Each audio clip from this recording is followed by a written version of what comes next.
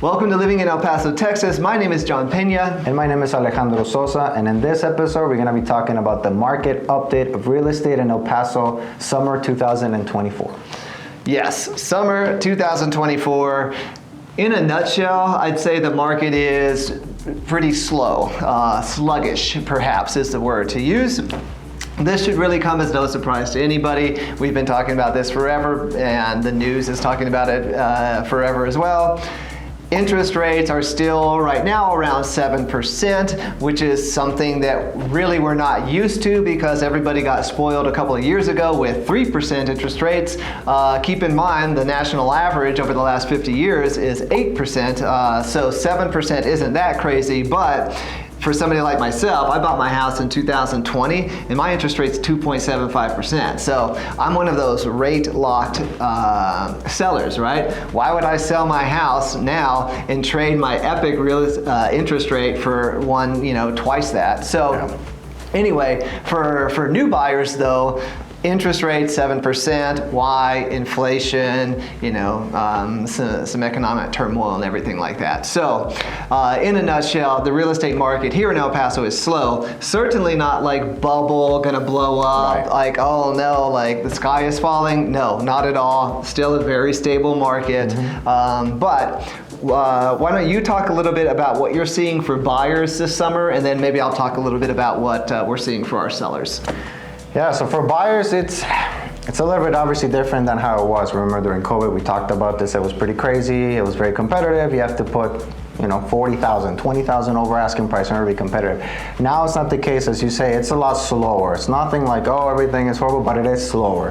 What does that mean for buyers? Now, if you're a buyer, for the most part, if a home is reasonably priced, it's gonna sell usually for close to asking price. Sometimes a little bit less, it just depends. Now there are a few homes still that will sell for over asking price and will sell right away in a week. Those are homes that are very popular, great price, pretty much I call them price to sell. Those are still happening, but for the most part as a buyer, you do have a lot of options, especially when it comes also to new construction. During COVID, if you want a new construction, you had to wait a year if you were lucky. Now, since things are a little bit slower, a lot of these builders are not only offering different incentives, but they have a lot of options when it comes into different timelines. If you want move-in ready, they have some options. If you need to move in 2 months, they might have some options. Before, like I said, there was nothing. So there's a lot of options as well. Like I said, for buyers, it's looking better. But a lot of people come, it's like, hey, I've looked at other places like Austin, hey, everything is falling apart and I want to offer 20, 30,000 under asking price. Like that's just not happening here. Like you said, it's still a strong market, but it's just very slow. Yeah, for sure.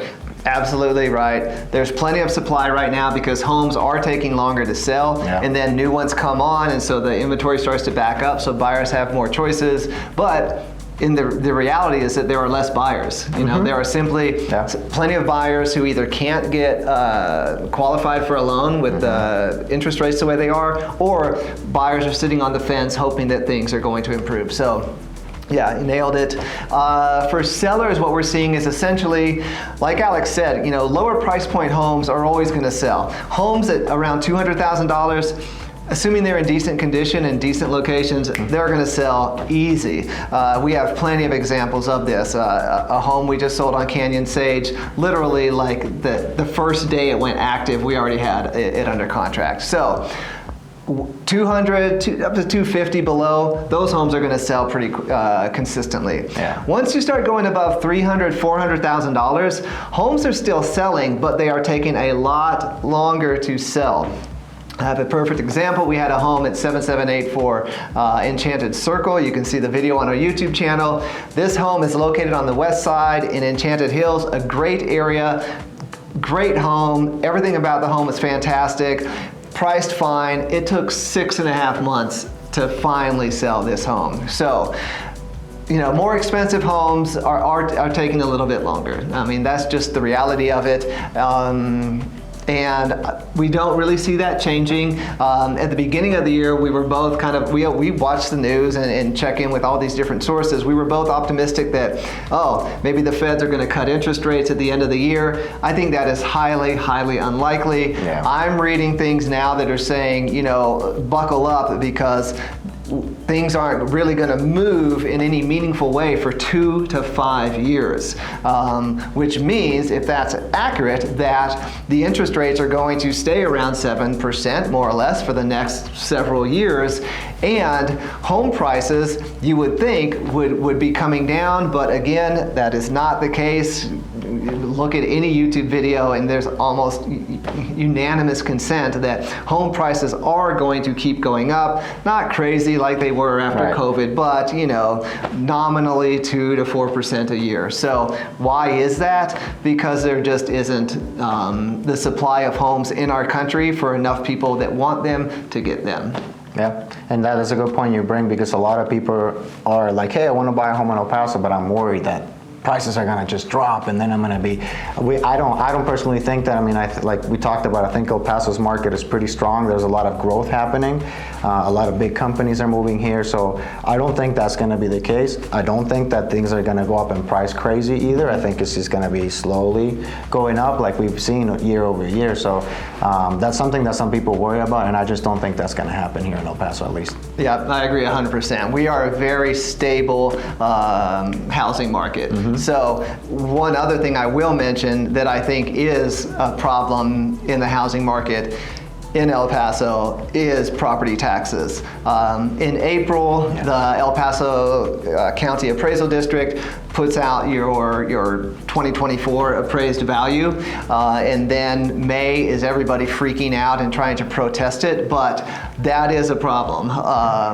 The property taxes are really feeling a little bit, I want to say out of control, but they are really pushing the prices. So that is a bit of a problem, but unfortunately I don't see much of a solution in sight on that. So that's just something I guess to put out there. But other than high property taxes, El Paso is still a great market. Like you said, the economy here is growing with the potential for El Paso being a border city with Juarez, especially if our economy does kind of bring manufacturing and industry back. El Paso is poised to do, really, really well. So I'm not concerned at all for the housing market losing value.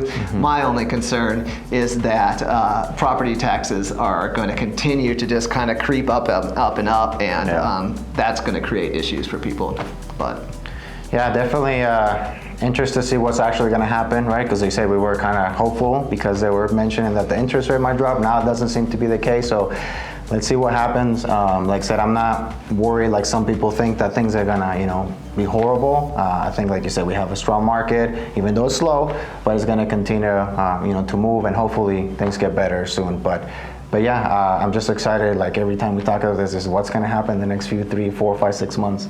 Because again, El Paso keeps growing. It's crazy. I've had a couple of clients who were here even 3 years ago, 4 years ago, and they're like, oh man, it's slightly different. Like the east side is just growing. So. Again, it's exciting. Yeah, for sure. Yeah, which is a great positive note to leave it on. So, thank you so much for checking out the video, and we'll see you in the next one.